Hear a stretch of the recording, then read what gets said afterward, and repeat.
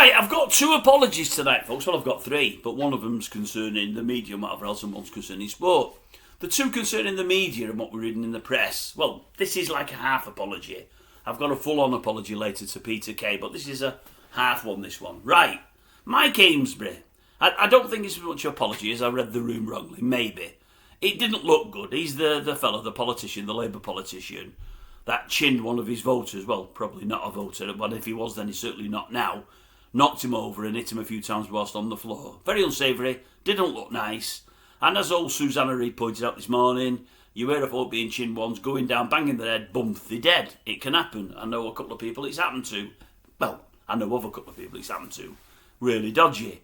And he did go over the top.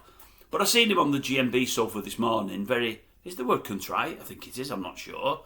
You know, maybe it is, maybe it's not. But he looked really, really contrite, if that is the word. You know, he really did.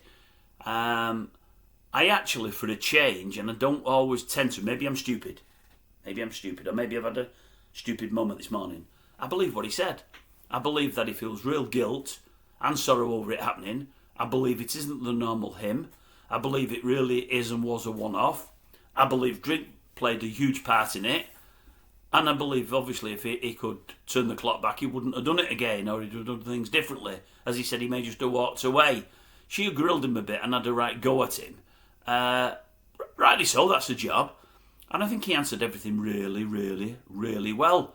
I know old Madeley spoke to him beforehand, and he did say, when they've talked to various politicians, there's nobody out there with a bad word to say about him, and everyone's in praise of him before this scenario, obviously.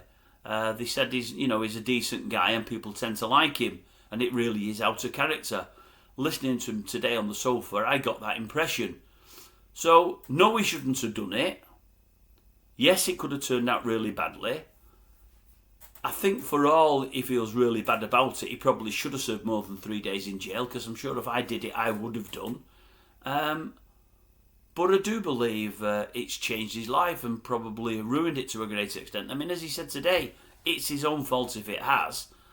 But he said he still lives in the same area, and I mean, he's going to be selling his house and whatever else on the back of it, probably because the big paycheck he'd get on a monthly basis as an MP is now gone. I came away from the interview feeling pretty sorry for him this morning, to be honest with you. More than anything else, because I really do believe he feels bad and he knows he's done wrong, and he's not begging for forgiveness, but he's hoping in time that the guy is chinned and maybe others amongst us can forgive. I'm one of them that probably, well, not forgive because it's not my position to. And as I say, I'm not a political animal at all. I don't like any of them, be it Labour or Conservative. But I felt sorry for him this morning, I really did. I thought he was genuine. Judge me if you want, I don't mind, it will not bother me. But I would suggest if you've seen the interview this morning, for those that have, I think there'll be a fair few in my camp rather than again him, if you've seen the interview. If you've not, I don't think you get where I'm coming from.